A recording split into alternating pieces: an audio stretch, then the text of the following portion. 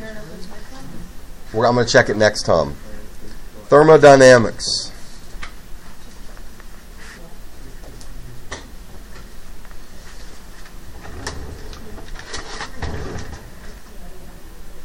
Make sure you're using Cornell Style. And when I check the notebook, if you do not have your Cornell Style, your questions and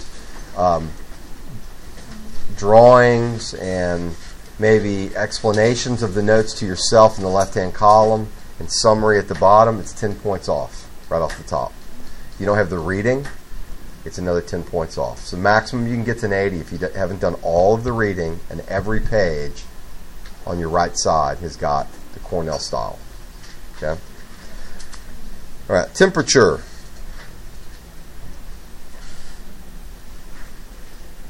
Temperature is the measure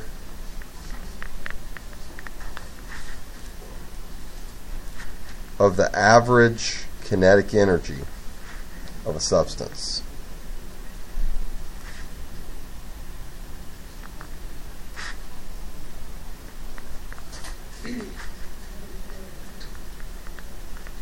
It's related to kinetic energy.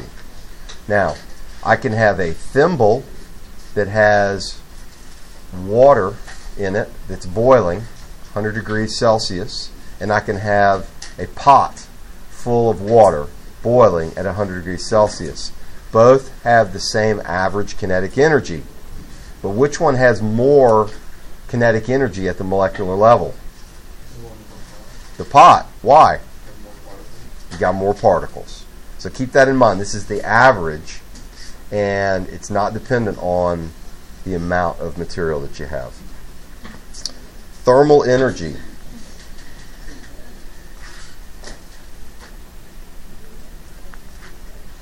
Not only takes into account the kinetic energy of a substance, but also adds the energy stored in intermolecular attractions.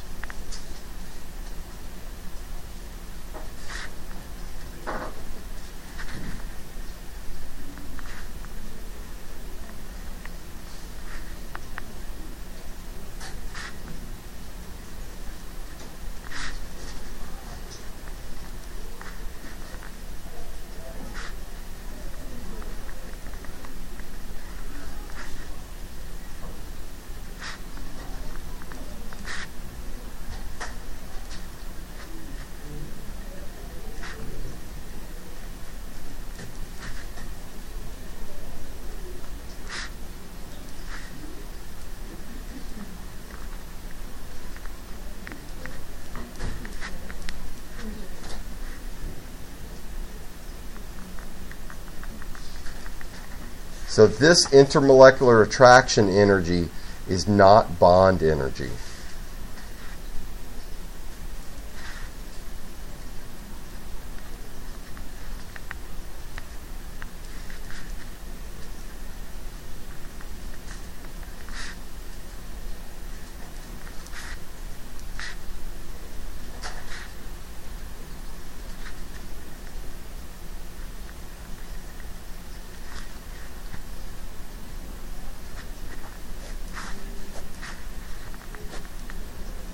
So bond energy is the energy stored in the chemical bonds between atoms that hold molecules together.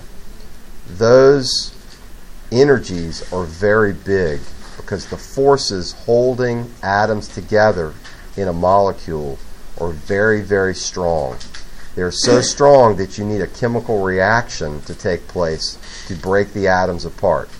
This is the forces between separate molecules. There's a variety of types of attractions that occur between molecules. One of the strongest is called a hydrogen bond. Hydrogen bonds occur in substances like water. Water has a very big attractive force for other water molecules. And that's one of the reasons why water has the properties it does. Water does not break apart or vaporize unless you put a lot of energy into it, because it tends to hold on to other water molecules. It condenses very easily. And so to pull the water molecules apart, to break the hydrogen bonds, you got to add a lot of energy.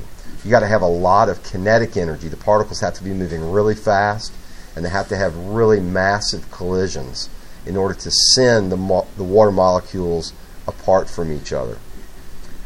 So this intermolecular attractive energy isn't bond energy, but it can be quite strong, but nowhere on the order of a chemical reaction. So thermal energy is literally just the sum of the kinetic energy and the potential energy of the particles of the substance.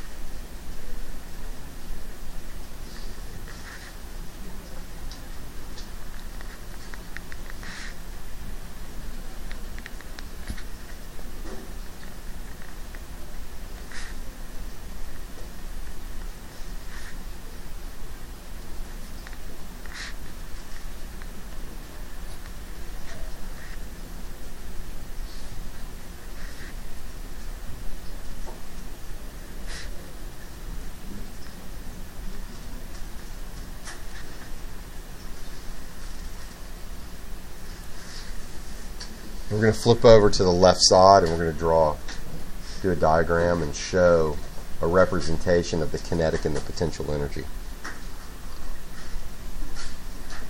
Okay, so I'm going to flip this over to the left-hand side, and we're on 20L in this class. And what I want to do is draw some two-dimensional representations of water molecules. So we'll do like the little Mickey Mouse hat or head, and we'll do that. And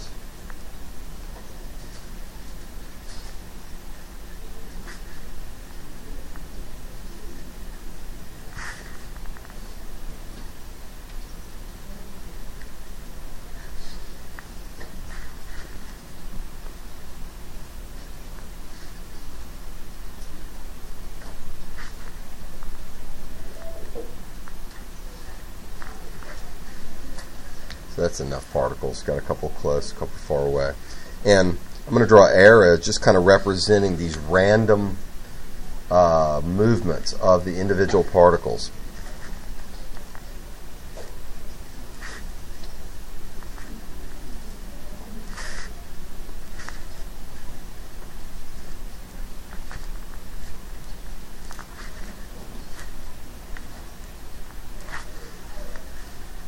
And we're going to say that arrows represent the motion of the particles.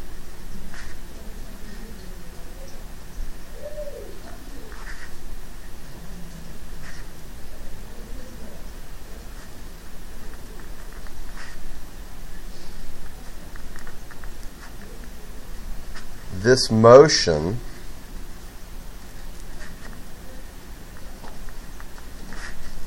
defines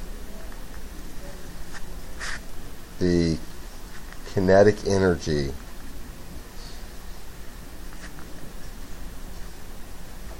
of the particle.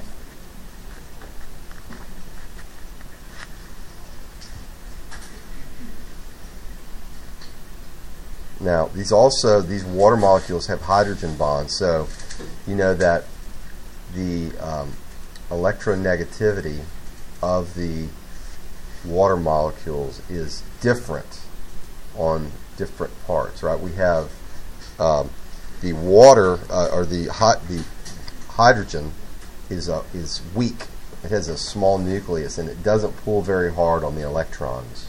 And the electrons, even though the total charge on a hydrogen on a water molecule is neutral, the electrons are pulled toward the oxygen because the oxygen is stronger. It's got more protons in the nucleus, so it pulls a little bit harder. Even though the total charge is negative, the oxygen tends to be more negative than the hydrogens. The hydrogens get the electrons pulled away from them. So the hydrogens tend to be positive. So we have an overall charge of 0, but oxygens tend to be negative. The hydrogens on the opposite side tend to be positive. That makes the hydrogens on one water molecule attracted to the oxygens on another water molecule. Hence a electromagnetic force. Pretty strong force occurs. We can represent these with little springs. Okay? So I'm going to draw a spring here between a hydrogen and an oxygen. And I'll draw another one here. And here's another one. Here's another one.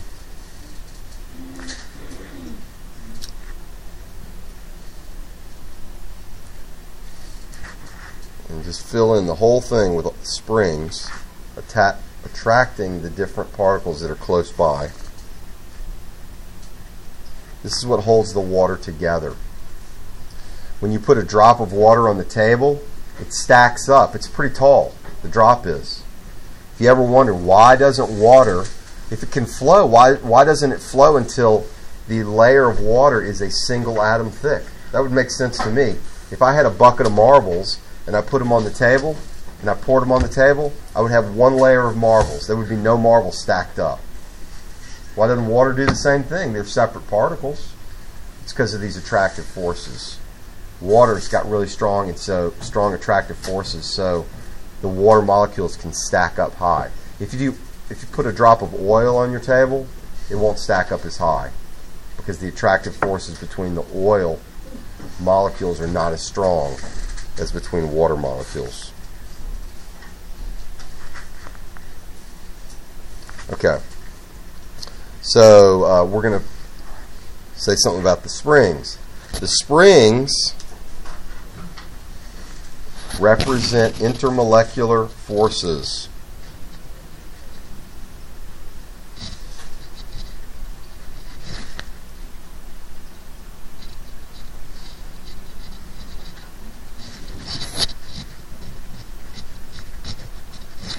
These attractions allow energy to be stored.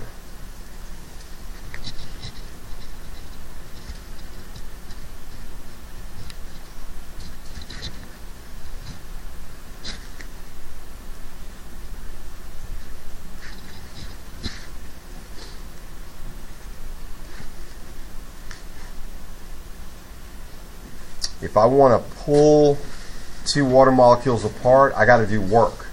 I got to apply a force over a distance, and that stores energy in that field. There's actually not a little miniature spring, right? It's just it's a field. It's kind of like magnets attracting each other. If you pull them apart, you're storing energy. So the thermal energy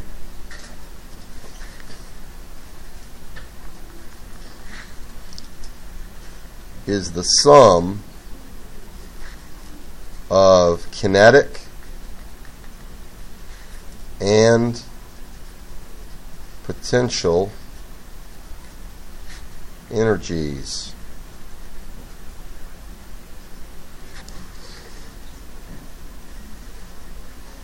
Okay.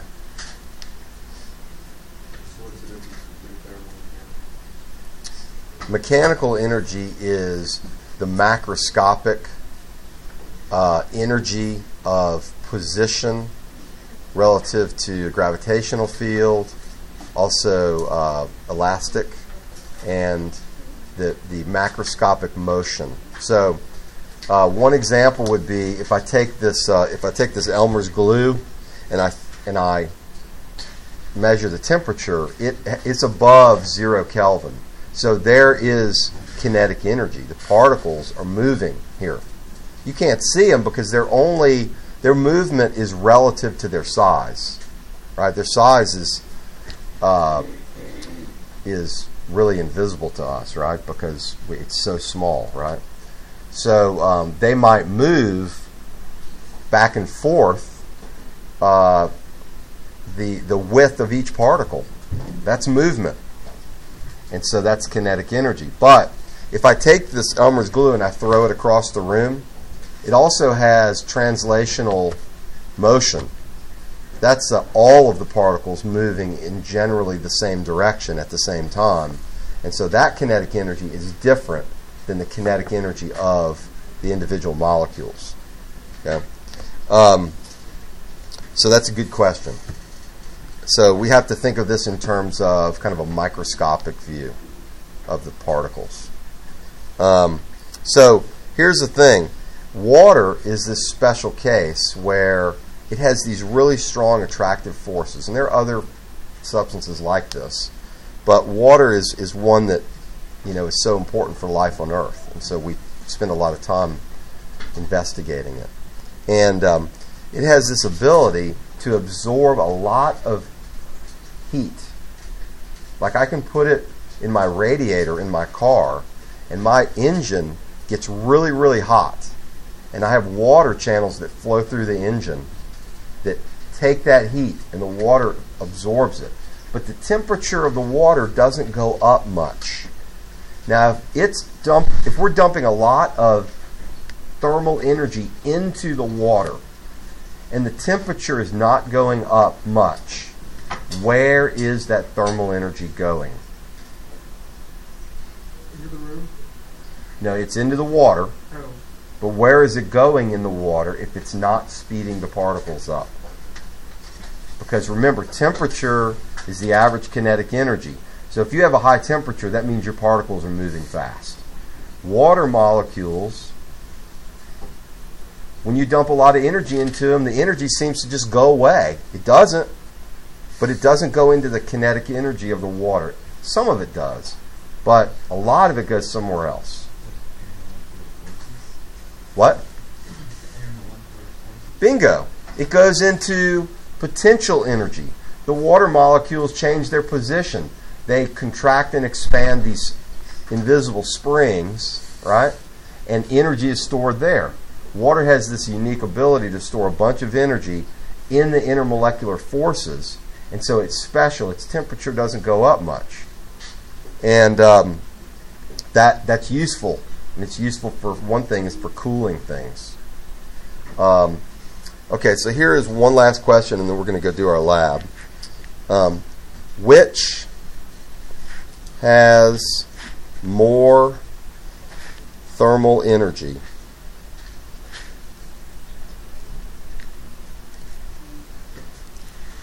And which has more, which has higher temperature?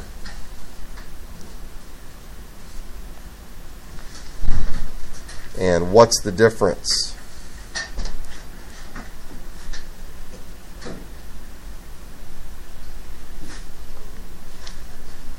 Okay, so I have a cup of coffee,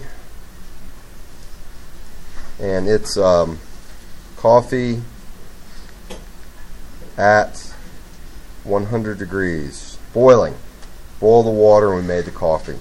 And then I have an oil drum full of water. So coffee is essentially water, so you can think of it in terms of the characteristics of water. That's an oil drum, and it has its oil drum full of water, and at 20 degrees Celsius. Well, which one has more thermal energy? Which one has a higher temperature? And what's the difference? Okay. So I want you to think about that and be able to answer that. Okay? Be comfortable answering that question.